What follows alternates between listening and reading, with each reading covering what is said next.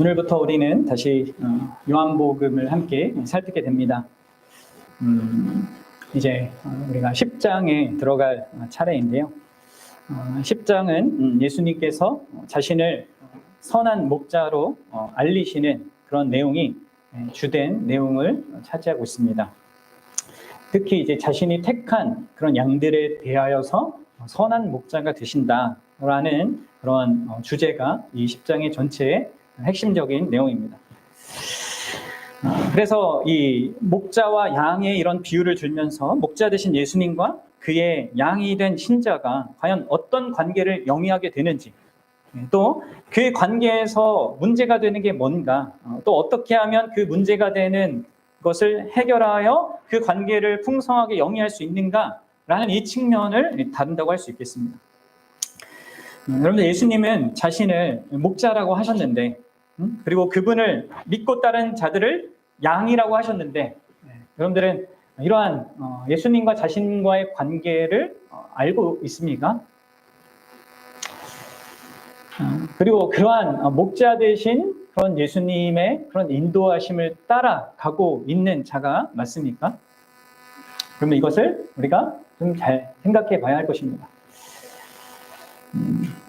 오늘 본문에서도 등장하지만 사실 이제 그 거짓 목자들도 있고요, 또 거짓 양들도 있는 것이거든요.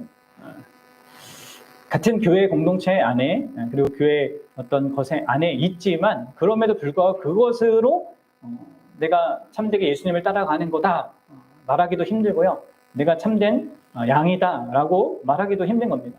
그 안에는 여러 가능성이 있는 건데, 어쨌든 이제 이 본문을 통해서 예수님은 명확하게 어떤 사실을 나누십니다.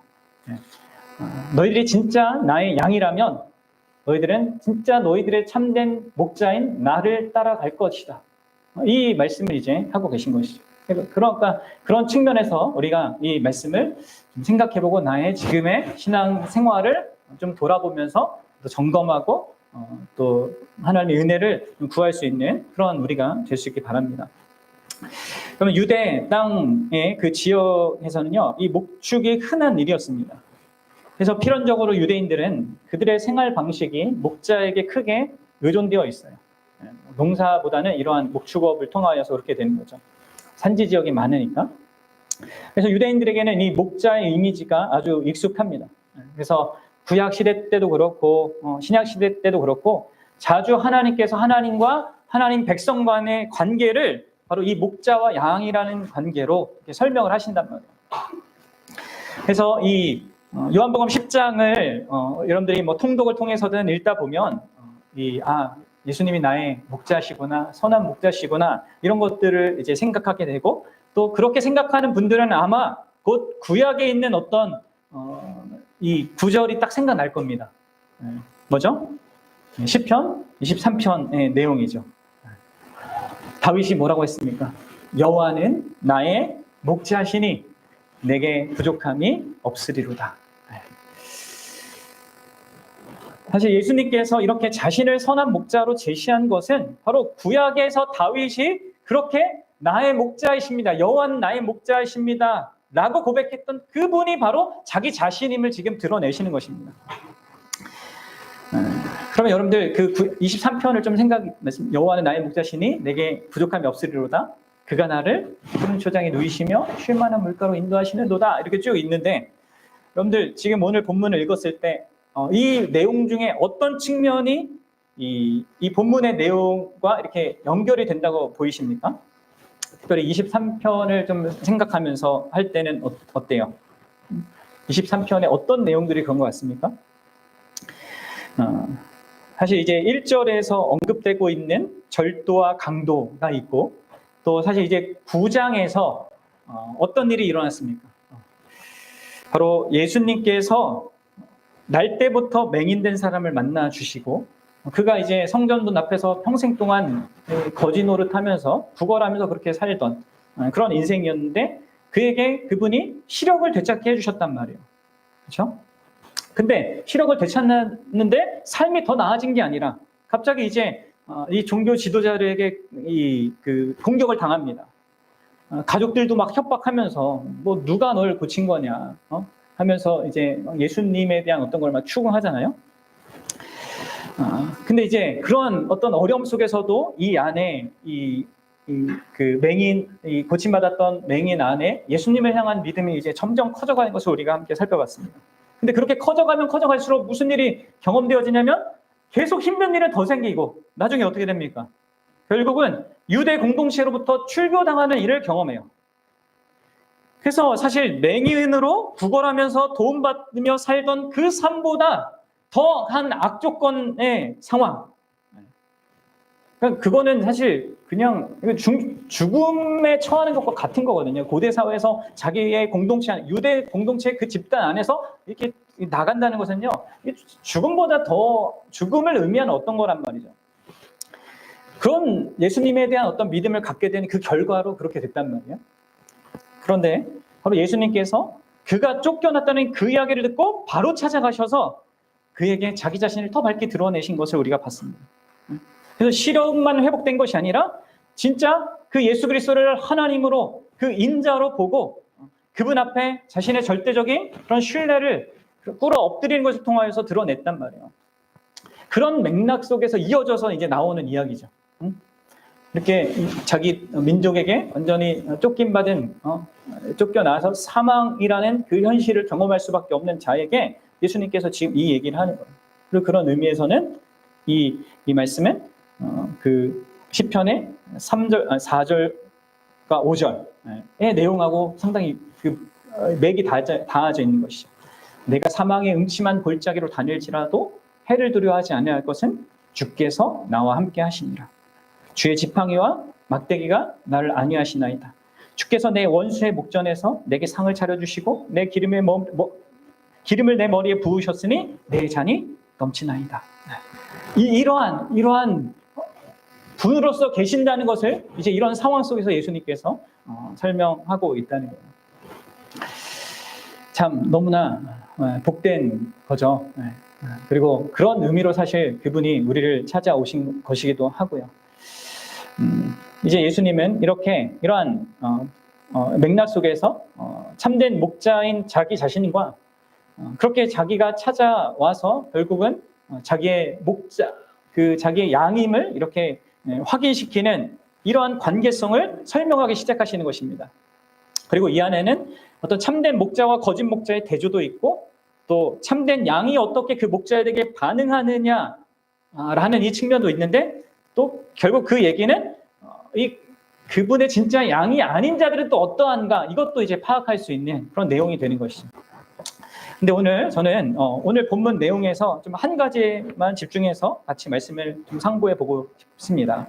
그것은 예수님의 참된 양이 내가 예수님을 믿는 자가 맞다면 나는 그분의 양인데 그런 나와 예수님의 관계가 어떻게 규정되어지고 또 어떻게 경험되어져야 하는가 이것을 좀 초점에 맞춰서 말씀을 나누고자 합니다. 그런 것 속에서 이제 거짓 어떤 목자는 어떤 존재고 또 이 거짓 양은 어떻게 이 예수님과 관계가 없는지에 대한 것도 좀 분명해질 텐데요. 어쨌든 초점은 예수님과 내가 어떤 관계로 규정되는가 그리고 어떻게 그것이 경험되어져야 되는가 이것을 함께 나누고자 합니다. 오늘 말씀을 이제 살피면서 저는 이제 예수님이 말씀하신 양과 목자 사이에 세 가지의 관계성이 있다는 것을 보게 됩니다.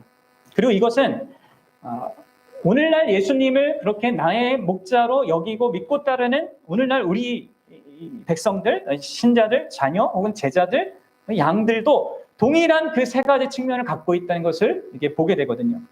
그런데 그게 좀 보이십니까? 세 가지인데요. 하나는 이 양과 목자의 관계는요. 법적 관계로 규정됩니다.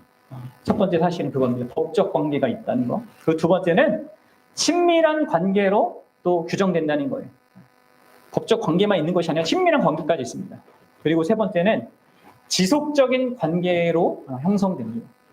이 세 가지가 참된 목자와 그 양들의 관계 속에서 반드시 있게 되는 것이고 여기서 본문에서 확인되는 것이고 또 나와 예수님과의 관계에서 확인되어야 되고 경험되어야 될 어떤 관계성이라는 것이죠. 줄여서 얘기하면 합법성, 친밀성, 그리고 항상성이 있는 거예요. 예수님과의 관계 속에서. 이것을 통하여서 나에게 이러한 요소들이 있고 내가 그러한 것 속에서 반응하고 있는지를 확인했으면 좋겠고요. 이것을 우리가 더 풍성하게 알고 누렸으면 좋겠어요. 먼저 여러분들 합법성에 대해서 생각해 봅시다. 이 목자와 양이 갖는 이 법적 관계에 대해서 생각해 보겠습니다. 본문에서 예수님은 세 가지 측면에서 이 목자와 양이 이런 주인과 그리고 그에게 속한 자들이라는 이 법적인 측면을 말씀하고 계셔요. 여러분 2절과 3절을 한번 읽어보도록 하겠습니다. 2절과 3절입니다. 시작. 문으로 들어가는 이는 양의 목자라. 문지기는 그를 위하여 문을 열고 양은 그의 음성을 듣나니 그가 자기 양의 이름을 각각 불러 인도하여 내느니라. 그럼 여기에서 2절에 양의 목자라고 이렇게 표현하고 있지 않습니까? 이 목자는 양들의 목자입니다. 이건 뭘 얘기하겠습니까? 바로 이들의 주인이라는 걸 얘기해요. 이 양들의 주인으로 이 목자는 있어서 그들을 소유한 자들로서 이들을 대한다는 거예요. 그리고 이것은 이제 3절에서 그가 자기의 양이라고 하죠. 자기의 양이다. 이런 표현들을 또 하시는데 이게 바로 뭘 얘기합니까? 이 법적으로 주인과 주인에게 속한 대상들이라는 것입니다. 이런 식으로 지금 이 본문은 목자, 참된 목자와 그 양의 관계를 이 법적인 측면에서 말해주고 있는 거예요. 또 이러한 법적 측면은 이 목자가 그들의 목자가 양의 문으로 들어간다는 측면에서도 분명하게 드러나죠. 보십시오. 여기 양의 문으로 들어가지 않고 다른 데로 넘어가는 자들 있잖아요. 곧 절도와 강도가 있는데 그들과 대비되어서 이 목자는요 합법적으로 문을 열고 그 문을 열고 들어갑니다. 양들의 주인으로서 이 목자는 양들을 보호할 목적으로 우리에 넣어놓지 않겠습니까? 그리고 그 우리에 적합한 양의 문을 만들어 놓고 이 주인은 언제나 그 양의 문으로 드나드는 것입니다. 그러니까 이 양의 문으로 들어간다는 이 사실 자체도 목자가 이 양들의 진정한 주인이라는 사실을 증명해 주는 거죠. 또 하나가 있습니다. 목자가 자기 양들과 이런 법적인 관계, 주인과 이런 주인에게 속한 자들이라는 그 관계를 갖고 있다는 사실을 지지해 주는 것이 바로 문지기의 존재예요. 그렇죠? 문지기는 이 양들의 주인인 이 목자가 고용한 보조 목자예요. 그리고 이 문지기는 이 양들의 주인이 고용했기 때문에 3절 상반절이 말해주는 것처럼 양들의 주인인 목자를 위하여서 문을 엽니다. 하지만 이 문지기는 절도와 강도 혹은 5절이 말하는 타인으로 불리는 자들에게 대해서는 어떻게 하겠습니까? 분명히 이 양들의 문을 열어주지 않을 겁니다. 그렇죠? 그들이 뭐 넘어갈 수는 있고 막 몰래 그렇게 할 수는 있어도 그 주인을 명확하게 보면서 할 것 아닙니까? 그러니까 이런 세 가지 측면들이 이제 이 주인과 양들에게는 이 법적인 관계가 있다는 것을 말해주는 거예요. 사실 여러분들 여기에서 우리 믿음의 선배들은 이 문지기가 누군가 이거에 대해서 여러 추측하는 그러한 어떤 내용들을 이렇게 제시하곤 했거든요. 어떤 우리 믿음의 선배들은 이건 하나님 아버지를 얘기하는 거다. 또 어떤 사람들은 성령님이다. 또 어떤 사람들은 목회자다. 뭐 이 문지기를 놓고 막 이런 해석들이 있었단 말이에요. 이런 저런 견해가 있어요. 그나마 이러한 어떤 이해와 그런 주장들이 이게 적절하다라고 생각할 수도 있긴 한데 그 중에 가장 그래도 적절한 건 제가 생각하기에는 굳이 연결시킨다면 성령 하나님의 역할이 가장 적절해 보입니다. 왜냐하면 이제 성령님께서는 예수 그리스도를 위하여서 양들을 향하여 그 예수님이 나아갈 수 있도록 어떤 의미에서 문을 열어주시고 또 양들도 예수님께로 향하도록 문을 열어주시거든요. 그러니까 이런 의미에서는 이제 이 문지기는 그런 의미가 되겠지만, 근데 여러분들 사실은 이 예수님의 말씀은 6절이 말하는 대로 비유입니다. 그 얘기는 뭐냐면 우리는 비유로 이해해야 한다는 거예요. 그러니까 비유에 나오는 모든 측면들을 다 일일이 설명하고 그것을 굳이 이렇게 할 필요가 없는 것입니다. 그것은 사실 어떤 의미에서 잘못 비유를 대하는 것이죠. 그러니까 비유를 우리가 사용하는 이유는 뭐예요? 그것은 오직 한 가지 초점을 부각시키기 위한 거예요. 그래서 비유를 가지고 막 이상하게 설명하다 보면 뭐 이게 예수님이냐 뭐 하나님 이렇게 설명하다 보면 결국 나중에 별의별 이상한 이야기를 다 껴맞힐 수 있거든요. 그래서 그렇게 하면 안 되고요.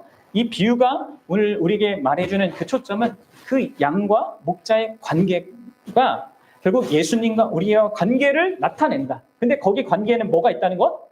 곧 법적인 이 측면이 견고하게 자리 잡고 있다는 거예요. 어떤 방식으로든 이 목자는 이 양들을 값주고 사서 자기의 소유를 삼았습니다. 그래서 자기 것으로 여기는, 그 자기 것으로 소중히 여기는 그런 대상들로 갖는다는 것이죠. 그리고 바로 이런 측면에서 예수님을 믿고 따르는 우리들, 오늘날의 그분의 양들도 동일하게 이런 법적인 측면을 갖고 있는 것이죠.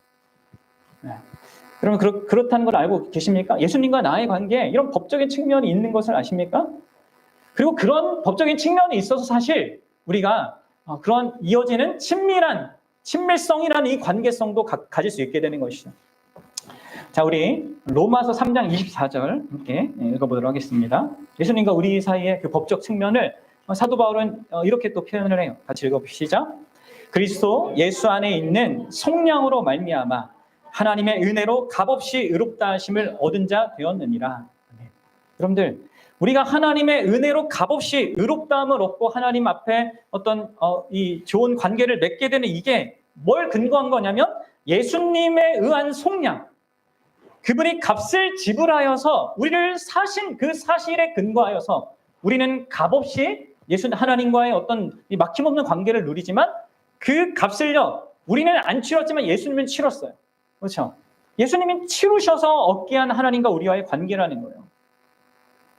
그리고 여러분들 이러한 비슷한 내용을 에베소 1장 7절에서도 이렇게 얘기하거든요. 그 값 치른 그 값이 뭔지를 이렇게 얘기합니다. 시작. 우리는 그리스도 안에서 그의 은혜의 풍성함을 따라 그의 피로 말미암아 속량 곧 죄사함을 받았느니라. 여기 얘기하는 이제 속량이라는 것이 다 값을 치른 것입니다.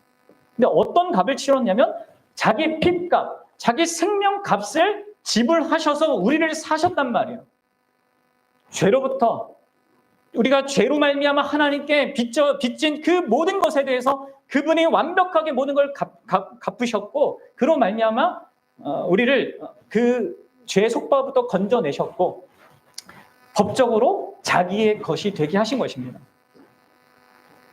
그래서 예수님과 우리의 관계는요, 이런 견고한 법적 관계가 있고요. 그것도 그분이 자기의 생명값, 자기 피값을 지불하여서 갖게 하신 이 견고한 근거가 있고요. 그것을 그 누구도 흔들 수 없는 어떤 것으로 우리가 있는 겁니다. 그 법적인 관계로. 그리고 이런 측면을 또 다른 측면에서 바울이 에베소 1장 13절에서 성령의 인침이라는 것으로도 말하고 있거든요. 함께 읽어봅시다. 시작. 그 안에서 너희도 진리의 말씀 곧 너희의 구원의 복음을 듣고 그 안에서 또한 믿어 약속의 성령으로 인치심을 받았느니라. 여러분, 인치다. 성령님이 우리 안에 계신 것을 이 인치다라는 이 용어로 사용하고 있습니다. 이 고대 사회에서 법률적으로 인을 치는 행위는 소유권과 권위, 진실성의 표시였단 말이에요. 특히 여러분들 아시죠? 요즘도 있잖아요. 농장에서 이 소가 아니면 이 양이 누가 이 양의 주인인가를 이렇게 표시하기 위해서 어떻게 해요? 쇠를 뜨겁게 달궈서 그 짐승 가죽 표면에 지지잖아요. 그래서 그 짐승은 그 주인의 표시를 지니게 되고요. 곧 그 주인의 것이라고 모든 사람들에게 인정받게 되는, 알려지게 되는 일이 있게 됩니다. 이와 같이 성령께서 신자 안에 거하게 되는 이것이 그런 의미를 갖는다는 거예요. 그렇다고 여러분들 성령께서 우리를 짐승처럼 대한다는 것이 아니라 이것도 비유란 말이에요. 그 인치는 표시가 그 짐승이 죽을 때까지 사라지지 않으면서 그의 소유주가 누군지를 드러내듯이 바로 우리가 하나님께 하나님의 소유, 예수 그리스도의 소유가 된다는 것이 바로 성령님께서 우리 안에 계심으로 말미암아 영원토록 그것이 보장된다, 합법화된다는 것을 말해주는 것입니다. 이처럼 신자와 예수님과의 관계는 참된 목자와 양으로서의 우리의 관계는 이 법적인 측면이 견고하게 자리 잡고 있어요. 그래서 우리는 그분의 소유고요. 그분은 우리의 주인입니다. 따라서 우리는 이런 법적인 측면에서 이 측면에서 그분께 전적으로 순종하고 그분을 따라야 하는 자로 있는 것입니다.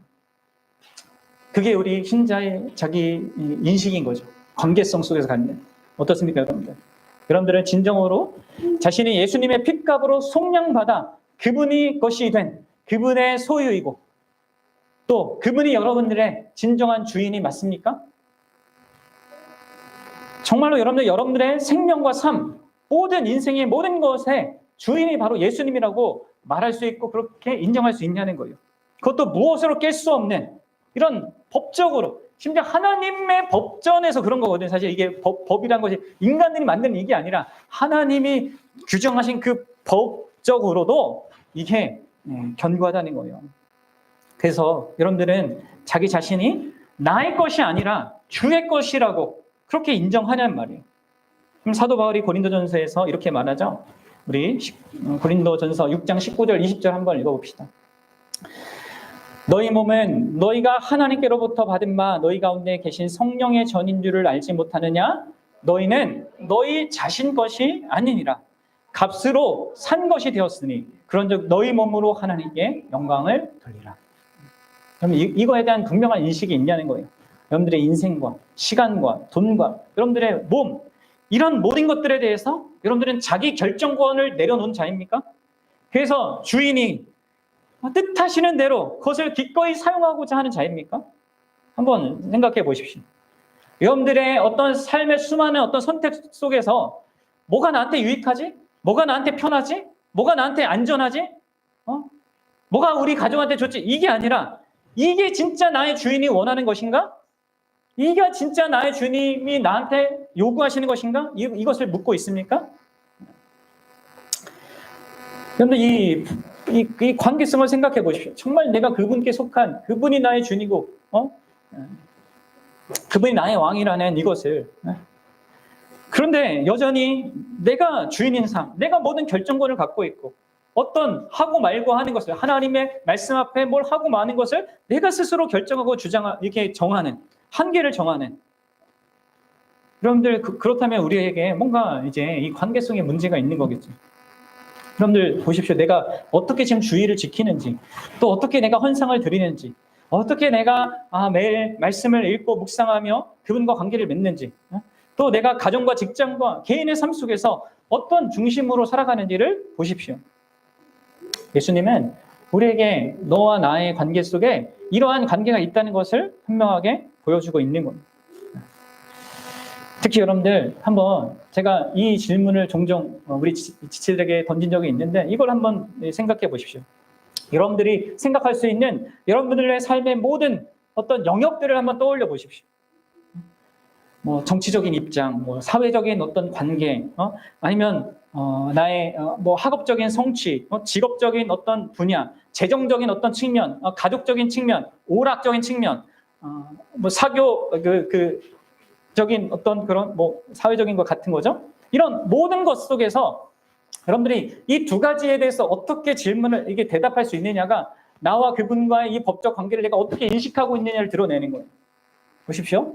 여러분들이 그 모든 영역에서 진짜 하나님이 나에게 원하신다고 하는 그 모든 것에 내가 그것을 뭐 덜할 수도 있고 많이 할 수도 있는데 어쨌든 내게 알게 해주신 그 모든 것에 나는 기꺼이 순종할 것인가? 이거 한번 질문해 보십시오. 그리고 두 번째로 여러분들이 그 영역에 그 삶의 어떤 영역에 그분이 나에게 가져다 주시는 그 무엇이라도 그분께 대하여서 내가 감사할 수 있느냐? 여러분 이거에 대해서 우리가 이해할 수 있다면요. 이 두 질문에 대해서 네 그렇습니다 할 수 있다면 그 사람은 예수님을 진짜 자신의 그런 법적인 주인으로 진짜 인정하는 자인 거예요. 이게 여러분들 우리 안에서 계속해서 충만하게 경험되어지고 누려지는 게 예수님과 우리의 관계인 겁니다. 여러분들 그리고 이제 두 번째로 이제 목자와 양이 갖는 또 다른 측면이 있는데 그것은 바로 친밀한 관계성입니다. 목자와 양의 관계는 이런 법적 측면만 있는 게 아니죠. 더 나아가 그 법적 측면 안에서 보장된 그게 울타리고요. 거기 안에서 이 둘 사이에서 누려지는 친밀한 그런 관계성이 주요한 요소로 포함되는 것입니다. 그리고 어떤 의미에서 가장 강조되는 게 이 10장 1절부터 6절에서 가장 강조되는 측면이 바로 여기입니다. 그 주인과 이 목자와 양이 법적 관계를 쌓은 이후에는 계속해서 경험되어지는 것은 뭡니까? 바로 그 친밀한 관계성이거든요. 그리고 그것이 계속 쌓여지는 것이거든요. 게다가 이제 양들의 입장에서는 이 법적 측면이 그렇게 크게 와닿진 않겠죠. 이제 우리는 이제 예수님과 관계 속에서 이게 되게 중요한데, 제가 마지막에도 강조하겠지만 이게 되게 중요하지만 이 양들의 측면에서 사실 이 법적인 측면 자기들 뭘 알겠습니까? 그러니까 주인이 잘해주고 막 하다 보니까 이 주인과 관계를 맺는 이런 관계 속에 있게 되는 건데, 결국 그들은 이 주인이 그들에게 베푸는 모든 돌봄과 사랑과 이 보호를 통하여서 이 목자에게 익숙해지고 그에게 친밀감을 느끼는 것, 그것이 있는 것입니다. 그래서 이런 부분에 있어서 그분과 누리는 이 목자와 양이 누리는 이 친밀감이 계속해서 커져가는 것이 이 관계성 속에 있는 것이죠. 그리고 이게 바로 예수님과 우리의 관계성 속에서 반드시 풍성하게 우리가 누려져야 될 어떤 측면이에요. 그리고 사실 이 법적인 이 측면이 이거를 위한 것이란 말이에요. 자, 이런 이 목자와 양의 이 친밀성이 여러분 3절과 4절에서 선명하게 드러나죠. 3절과 4절 다시 한번 읽어봅시다. 시작. 문지기는 그를 위하여 문을 열고 양은 그의 음성을 듣나니 그가 자기 양의 이름을 각각 불러 인도하여 내느니라. 자기 양을 다 내놓은 후에 앞서가며 양들이 그의 음성을 아는 거로 따라오되. 여러분들 보십시오. 그럼 참된 목자는요, 어떤 목자입니까? 자기 양의 이름을요 각각 불러요. 그리고 그 양들은 그의 음성을 올바로 인식합니다. 참 이게 놀라운 것이죠. 예수님 당시 때 여러분 한 목자가 돌보는 양떼들의 평균이 약 100마리 정도가 됐다고 합니다. 그리고 목자들은 대개 그 100마리 양들과 각각 매우 친숙한 관계를 맺었습니다. 목자들은 거의 매일, 매 시간 이 양들과 어울려 지냅니다. 그래서 이 목자들은 그 100마리 양들의 각양각색의 특징들까지 정확하게 알아요. 개별적인 그 성향, 특징, 무늬, 취향, 먹는 취향, 이것까지 그거 다 아는 것입니다. 목자는 양들을 그냥 양들 중에 하나로 여기지 않습니다. 각각을 고유한 존재로 여기고 다수의 관계 안에서뿐만 아니라 1대1의 관계를 유지했단 말이에요. 그래서 이 목자는 자기 양들의 그 특징에 합당한 이름을 부여해 주었고 그 각각의 이름을 부르면서 이런저런 관심과 돌봄과 사랑을 보였습니다. 그리고 그걸 감지한 양들은 목자가 자기의 이름을 부르면 그것에 대해서 반응을 하는 거예요. 진짜 여러분들 그런 목자 치는 그곳에 가서 여러분 경험해 보시는 사람들의 많은 얘기가 있는데, 진짜 목자의 음성은 들어요. 다른 사람이 그 양의 이름을 불러도 반응 안 합니다. 목자의 음성만 듣고 거기에 반응한단 말이에요. 그래서 3절이 말하듯이 그의 음성을 듣는 것입니다. 그리고 그의 음성을 그렇게 듣는 것은 4절 하반절이 말하듯이 양들이 자기 주인의 목자의 음성을 알기 때문이에요. 그러니까 경험적으로 안다는 거예요. 그냥 지식처럼 아는 게 경험적으로 아는 거예요. 자기를 돌보고 사랑해주고 보호해준 그것이 그 음성과 함께 이렇게 결부되어서 경험하였기 때문에 아는 것입니다. 그래서 이 양이요, 그 주인의 음성을 알고 듣고 어떻게 합니까? 그 주인을 따라갑니다. 여러분들 여기에서 양이 목자를 따라간다는 것은 그 참된 목소리를 분별하고 이 타인의 목소리인지 아니면 이 강도의 목소리인지 구분한다는 거예요. 그리고 이해할 뿐만 아니라 여러분 여기 이게 또 중요합니다. 이 양들은 뜨거운 애정으로 이 목자를 따라가면 나에겐 반드시 행복이 결론적으로 있을 거야 라는 그것을 기대하고 소망하는 것 가운데 나아가는 거예요. 자기 이름을 부르는 목자가 자기를 위한다는 것을 압니다. 양들은. 그런 것이죠. 자, 이렇게 이 목자와 양이 맺는 이 친밀성, 여기에서 여러분 가장 중요한 게 뭡니까? 바로 음성이 있습니다. 음성. 목자는 자기의 양에 각각 부르는 음성을 내고 양들은 자기 주인이자 자기를 지극히 돌보는 목자의 음성을 알아듣고 이렇게 목자와 양의 친밀한 이 관계는 무슨 것을 수단으로요? 음성이라는 수단으로 그게 중개가 되어서 이제 형성이 되는 것입니다. 물론 이제 양들이 그 음성을 듣는 이유가 그 돌봄과 사랑을 이 피부적으로 경험하는 것 속에서 이 결부되어서 이렇게 수단이 되는 것인데, 여기서 중요한 것은 이렇게 참된 목자와 참된 양의 관계는 이 목자의 음성이라는 것으로 긴밀하게 연결된다는 거예요. 그래서 이 음성이라는 단어가 여기 여러 번 등장하는 3절에서도 그의 음성을 듣네, 4절에서도 그의 음성을 알고, 5절에서도 그러니까 부정적으로 얘기해, 타인의 음성을 알지 못한다. 그래서 여러분들 결국 이 목소리가 이 음성이 친밀한 관계 형성의 결정적이라는 사실을 부각시켜주고 있는 것입니다. 그래서 여러분들 아셔야 돼요. 목자가 양을 다루고 돌보고 더 나아가 인도하는 도구는 음성입니다. 화려한 기적이 아닙니다. 어떤 퍼포먼스가 아닙니다.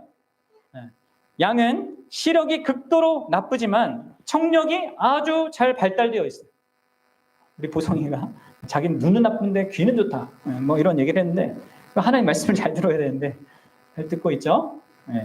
그래서 여러분들 목자의 음성에 이 양은 민감하게 반응해요. 이러한 것으로 이렇게 형성되는 것입니다. 그리고 여러분들 사실 이러한 특징이요, 직접적으로 이제 예수 그리스도와 예수님을 따르는 우리와의 관계성에도 그대로 적용되는 거죠. 그렇죠? 예수님과 우리의 관계의 그 친밀함이 무엇이 가장 중요한 이 수단이 되고 도구가 되는 겁니까? 바로 그분의 음성입니다. 그분의 음성을 듣고 우리가 그분과 관계를 친밀하게 형성하게 되는 것이죠. 그래서 여러분, 우리에게 이 말씀이 있는 거고 이 설교 시간이 있는 거고 우리 성경을 보고 묵상하는 이유가 다 그래서 그런 거 아니겠습니까? 그렇습니다. 예수님도 우리를 다 각각 아시는 것 가운데, 우리를 이름으로 아시는 것 가운데 우리와 친밀한 관계를 맺으십니다. 하나님은 구약시대 때 모세에게 이렇게 말씀하신 적이 있어요. 한번 읽어봅시다. 출애굽기 33장 17절인데, 여호와께서 모세에게 이르시되 내가 말하는 이 일도 내가 하리니 너는 내 목전에 은총을 입었고 내가 이름으로도 너를 알미니라. 이름으로 안다는 게 뭡니까? 그분이요, 이 목자가 그 양들의 그 각각의 모든 것을 다 알듯이 하나님께서도 우리를 부르신 우리 각 사람을요, 각양각색의 그 특징을 가진 그 성향대로 그 개성을 가진 나로 이 우주에서 역사에서 존재하는 유일무이한 그 존재로 나 있는 그대로 그분은 나를 아십니다. 그렇게 나를 아시는 분은 없죠. 내 남편도 아내도 내 자녀 부모도 그렇게는 몰라요. 하나님만이 그렇게 나를 알아요. 그렇게 나를 아시는 것 속에서 심지어 우리의 그 은밀한 우리의 죄악과 우리 안에 이런 추악한 어떤 것까지 아시는 것 속에서 그분이 음성으로 나와 친밀한 관계를 원하시는 거예요. 그래서 여러분들 신자의 삶은 그분의 음성과 결부된 어떤 삶의 경험을 갖게 되고 그 음성을 통해서 그런 경험을 이해하게 되고 그 음성을 통해서 복된 것을 느끼고 배우게 되는 것입니다. 이것이 양들이 목자를 경험하는 것과 상당히 유사한 거예요. 그리고 여러분들 왜 그렇다면 하나님과 우리의 관계에서 이 음성이라는 게 중요합니까? 이 하나님과 이 음성 속에서 이 관계를 영위하는 게 중요합니까? 그것은 이제 이 비율을 뛰어넘는 건데, 왜냐하면 하나님과 우리 관계는 인격적인 관계이기 때문에 그렇습니다. 모든 인격적인 관계는 그 관계성이 서로 목소리를 통하여서 자기 생각과 마음과 뜻을 공유하고 나누는 것을 통하여서 그것 속에서 함께 뭔가를 경험하더라도 그 모든 이 소통이라는 걸 통하여서만 이 깊어지고 더 견고해지기 때문에 그렇습니다. 목자와 양의 관계에서는 일방적일 수 있죠. 어떤 의미에선. 하지만 예수님과 우리 관계 속에서는 상방적이에요. 나도 예수님의 말씀을 이 성경을 통해 듣고 나도 그분께 기도로 말하고 이런 것을 통하여서 우리가 그 관계성을 세워가지 않습니까? 그래서 여러분들 묻고 싶습니다. 여러분들은 이 예수님의 음성에 대하여서 어떻게 듣고 있습니까? 어떤 반응을 갖고 있습니까? 여러분들이 그 음성에 대하여서 내가 어떤 반응을 갖고 있느냐가 내가 그분과 지금 어떤 친밀함을 누리고 있는가를 보여주는 것입니다. 그럼 어떻습니까? 여러분들은 예수님의 목소리를 압니까? 예수님의 목소리를 참되게 인식합니까? 이게 목사가 설교하고 내가 성경을 읽고 이렇게 유튜브에서 뭘 듣고 할 때 이게 진짜 예수님의 음성인지 아니면 목사 자기의 음성인지 이 구분이 되냐는 거예요. 5절이 말하는 것처럼 이게 타인의 음성인지를 구분할 수 있냐는 거예요. 이게 그럼 내가 진실하게 예수님과 친밀한 관계를 맺고 있는 것을 보여주는 것입니다. 내가 진짜 그분의 제자이자 자녀가 맞다는 확고한 증거가 내가 이것을 분간할 수 있는가? 여기에 있는 것이죠. 우리로 하여금 그분 자신의 영광을 보게 하고 그분의 아름다우심과 그분의 사랑스러움과 그 영광을 정말 기뻐하게 하는 그런 그분의 음성을 우리가 알고 듣고 있는가? 아니면 나에게 주목하고 이 세상의 어떤 현실에 주목하게 하고 뭐 신비한 어떤 현실과 현상에 주목하게 하는 그런 것과 여러분들 예수님 그분 자신에게 주목하게 하는 그 음성인가? 이거 명확하게 구분하셔야 됩니다. 얼마나 많은 사람들이 여기에서 이제 이 파악을 못하고 이렇게 휩쓸려 가는지 모릅니다. 그리고 성경은 분명히 나중에 갈수록 이 세상이 끝날이 갈수록 거짓 선지자들이 일어나서 계속해서 우리를 유혹한다고 했습니다. 여러분 그래서 친밀하게 그 예수 그리스도의 음성을 아는 자가 되어야 되고요. 그것 속에서 이러한 것들을 분별할 수 있는 자가 되어야 합니다. 그리고 신자는 진짜 참으로 구원받아서 그 예수님의 음성을 안다고 말할 수 있는 그 신자는요. 반드시 구분을 합니다. 그래서 여러분들 10장 5절에서 이렇게 얘기하는 거예요. 타인의 음성은 알지 못하는 거로 타인을 따르지 아니하고 도리어 뭐요? 도망하느니라. 여러분들 여기 5장 5절에서 이게 완벽하게 이제 그 완전하게 번역을 안 했는데 직역을 하면 이렇습니다. 타인의 음성을 알지 못하는 거로 타인을 결단코 따르지 아니하고입니다. 결단코 예수님의 양은요. 예수님과 친밀한 관계 속에서 그의 음성을 아는 사람은 결단코 타인의 음성을 따르지 않아요. 이게 이제 타인에 대한 어떤 그 음성에 대한 소극적인 태도라면 반대로 뭐예요? 적극적으로 양은요 예수님의 그 음성을 따라가요. 그렇죠? 아까도 말씀드렸다시피 이 음성이 나를 위한 음성이라는 것을 알기에 항상 그 음성을 듣고 가까이 가면 돌봄과 보험과 배부름과 이 모든 것이 있었다는 것을 알기에 뜨거운 애정으로 그 음성을 받아들이고 따라갑니다. 그래서 여러분들 이 양은 목자의 음성을요 기쁨으로 받아요. 그리고 이게 여러분들 우리가 예수님과 우리 관계 속에서 이 친밀성을 가늠하는 또 다른 중요한 내용이에요. 뭐냐면 내가 하나님 앞에 합법적으로 내가 순종해야 한다 했잖아요. 이게 단순히 법적으로만이 아니라 그분이 진짜 나를 위한다는 걸 알기에 기쁨으로 그렇게 합니다. 이게 진짜 여러분들 이 세상의 모든 종교와 기독교가 다른 그거 아닙니까? 다른 모든 종교들은 어쩔 수 없어서 그렇게 안 하면 안 되니까 뭔가를 얻고 받기 위해서 해결받기 위해서 우리가 순종하지만 기독교 신앙은 그런 게 아니란 말이에요. 그분이 나를 사랑한다는 걸 알기 때문에 그거에 대해서 기쁨으로 순종하는 겁니다. 내가 이전에 힘들었던 것도 순종해 봤을 때 얻었던 어떤 유익과 복이 있었기 때문에 그분의 나의 인도함이 기쁨이 될 거라는 걸 알기 때문에 기쁨으로 순종하는 이것이 그분과 나의 그런 친밀성을 가늠하는 중요한 어떤 내용이 되는 것이죠.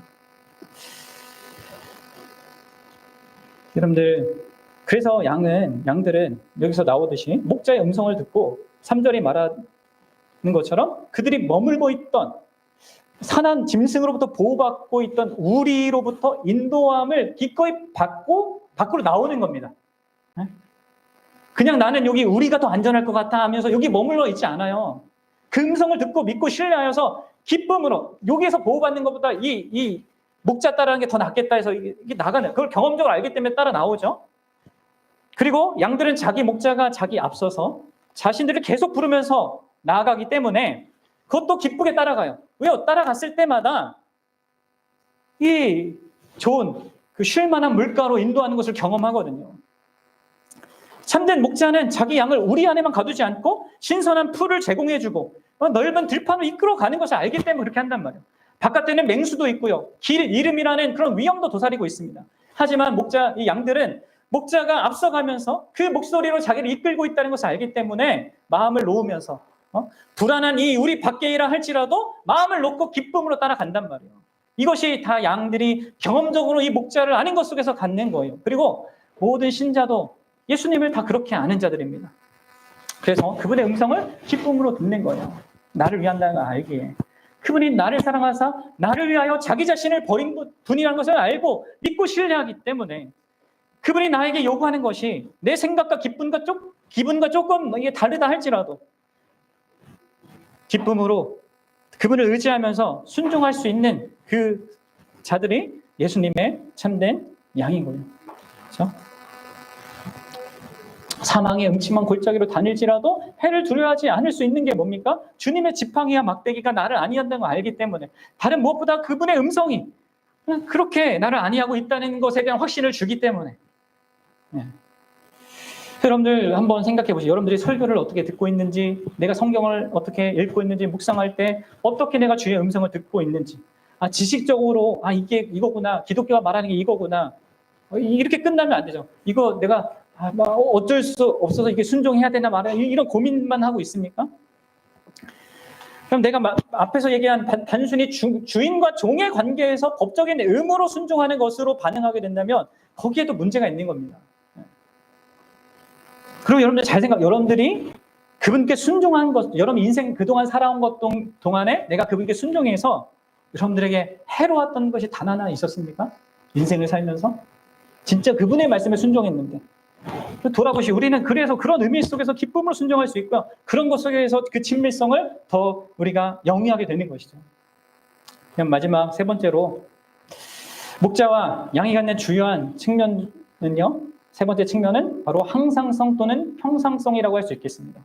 말을 어떻게 해야 될지 여러분들에게 잘 기억하기 위해서 제가 일단 그냥 만들었는데요. 항상적으로, 일상적으로 이 목자와 양은 이런 관계를 영위한다는 거예요. 여러분들, 이 부분은 짧습니다. 너무 걱정하지 마세요. 여러분들, 일단 목자와 양의 관계란 이 측면을 생각해 보십시오. 아까도 제가 앞서 언급했지만 목자는요, 양과 이 예수님 당시 때 목자와 양은요, 항상 같이 생활합니다. 목자는 거의 집에 가지 않아요. 예수님이 얘기하시는 목자는 그런 종류의 목자입니다. 함께 살고 함께 자고 양들을 위해 뭐든지 합니다. 목자는 양들의 보호자고 공급자고 의사이고 지도자고 안내자입니다. 목자는 양에게 모든 것이에요. 이게 이제 목자와 양의 친밀감을 보여주는 그런 측면이기도 한데, 그러면서도 이런 역할을요, 가끔씩 한다가 아니라 뭐예요? 항상 평상시에 그렇게 한다는 거예요. 그래서 항상 느끼는 거예요. 이 목자들이, 이 양들이. 바로 이런 의미에서 목자와 양의 관계는 지속적이고 매일 함께하는 관계, 그리고 매일 반복되는 반복적인 그 관계로 특징 지어진다고 할 수 있습니다. 그리고 이러한 항상적인 이런 관계성은요, 본문에서 예수님이 사용한 이 동사들의 형태를 통해서도 이해할 수 있습니다. 그럼 2절에 양의 목자가 문으로 들어간다는 것이 현재형이거든요. 항상 그렇게 한다는 거예요. 문으로 항상 들어갔다 항상 나오고 끌고 나오고 이렇게 하는 거예요. 그리고 문지기가 문을 여는 것도 현재형입니다. 그리고 양이 그분의 음성을 듣는 것도 현재형이고요. 목자가 양의 이름을 부르는 것도 현재형이고 인도하여 내는 것도 현재형이에요. 다 현재적인 어떤 거를 말하고 있단 말이에요. 4절에만 이 두 가지 동작의 그 연속성을 강조해서 말하느라 이제 네모타만 과거형이고 나머지 또 다 현재형이란 말이에요. 그러니까 여러분, 목자는요, 항상 같은 문으로 들어와서 같은 음성으로 양들을 부르고 언제나 같은 방식, 곧 같은 음성으로 그들을 이끄는 이것으로 관계를 맺는 것입니다. 그럼 이걸 잘 아셔야 돼요. 참된 목자는요, 이상한 데로 들어오지 않습니다. 색다른 소리를 내지 않습니다. 이상한 보폭으로 걷지도 않고요. 근데 여러분, 절도나 강도는 어떻게 해요? 다 이런 방식으로 이상한 데로 들어오고 색다른 소리를 내고 다른 모양을 드러낸단 말이에요. 하지만 양들은 참된 주인이자 이 친밀 관계 속에 있는 이 양들의 참된 주인은, 목자는 언제나 한결같고요, 평범하고요, 또 일상적으로 동일한 방식으로 이렇게 양들을 대하는 거예요. 그럼 이러한 사실들은 예수님과 우리 믿는 자들 사이에도 동일하게 이게 적용되는 관계성의 원리라는 것을 기억하셔야 됩니다. 그분은 언제나 우리에게 같은 음성, 같은 방식, 같은 모양으로 다가오고 우리를 돌보고 관계 맺고 우리를 이끈다는 거예요. 많은 기독교인들이 자꾸 어떤 특별하고 이상한 어떤 것을 더 막 추구하고 구하는데, 그럼 그렇게 하면 속습니다. 아니에요. 우리를 양떼로 묶는 것은요, 나를 양떼가 되게 하고 또 양떼로 묶는 것은 바로 예수님의 같은 음성, 같은 방식, 같은 모습으로 우리를 대하는 것에서부터 있다는 것을 아십시오. 그리고 그런 의미에서 우리는 같은 그분의 양떼고요. 우리만 양떼가 아니라 사실 그분을 같은 방식으로 그렇게 아는 모든 교회가 그분의 양떼고 역사상 존재했던 모든 교회들, 그렇죠? 그들도 그분의 양떼인 것이죠. 그래서 이런 부분에서 우리는 그분과 지속적이고 평상적이고 항상적인 그 관계는 내 안에서 발견되어야 하고요. 또 다른 지체 속에서도 발견될 수 있는 것입니다. 보여질 수 있는 것이죠. 우리가 그 같은 음성과 부름과 이끄심에 대한 어떤 경험하는 측면은 다를 수 있지만 모든 경험은 결국 같은 음성, 같은 부름, 같은 이끄심에 의한 것이란 말이에요. 그리고 그것은요, 결국은 그분의 선하심을 아는 같은 결론을 갖게 됩니다. 그리고 그런 것은 더욱더 우리로 그분의 음성을 귀 기울이게 하고요. 여러분들 결론을 맺겠습니다. 여러분들은 어떻습니까? 여러분들의 목자 되신 예수님과 이런 세 가지 측면의 관계를 명확하게 가지고 신앙생활하고 있습니까? 법적으로 그분이 여러분들의 주인이라는 그 사실을 알고 인정하고 있습니까? 또 친밀한 관계성을 그분의 음성 가운데 누리고 있습니까? 그리고 그것을 지속적이고 매일 같은 방식으로 그렇게 영위하고 있는가? 그럼 예수님은 이렇게 세 가지 삼겹줄로 묶여있는 이 예수님과의 관계성이 우리에게 있는지를 명확하게 인식하고 확인하고 또 우리가 영위하기를 바라시는 것입니다. 사실 여러분들 이 친밀성, 여기에서 이제 친밀성은 우리가 그분의 음성에 어떻게 반응하냐에 따라서 우리가 그 친밀감의 그 경험이라는 것을 달라질 수 있잖아요. 주관적으로는 이 친밀성이 우리에게 중요할 수 있겠지만 제가 앞서 얘기했듯이 객관적으로는요. 이 합법성이 더 중요한 거예요. 그렇죠? 다시 얘기해서 그분이 우리를 자기 소유로 삼기 위해서 무엇을 지불하셨는가. 그게 가장 결정적으로 중요합니다. 우리가 그분의 합법적인 양인 이상, 그래서 그분이 우리에게 참된 목자가 되기로 한 이상 그분은 결코 우리를 자신으로부터 멀어지도록 내버려두지 않을 것이고 그 무엇으로부터 자기로부터 벗어나지도 않게 하실 것입니다. 그래서 그분이 요한복음 10장 27절, 28절에서 이렇게 얘기한 거예요. 같이 읽어봅시다. 내 양은 내 음성을 들으며 나는 그들을 알며 그들은 나를 따르느니라. 내가 그들에게 영생을 주노니 영원히 멸망하지 아니할 것이요 또 그들을 내 손에서 빼앗을 자가 없느니라. 아멘.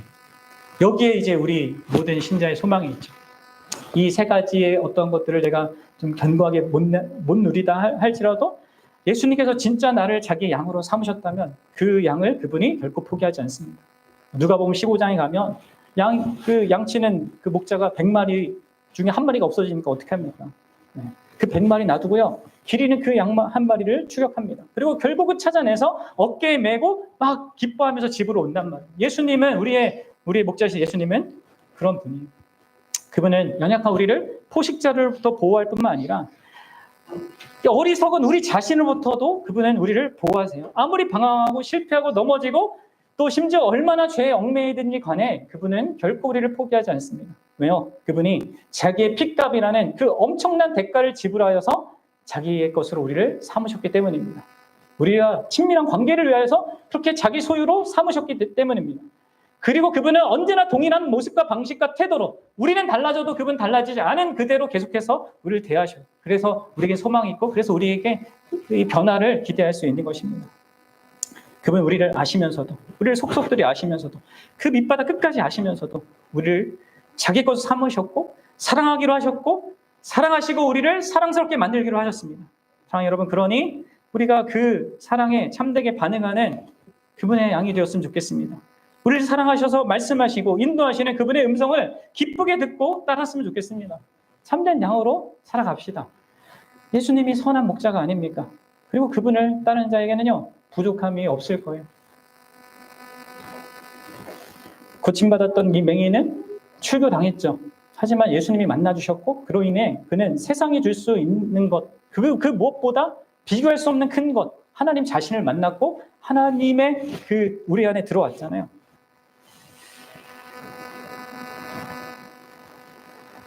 예수님을 통해 하나님 아버지께 나아갈 수 있었던 거예요.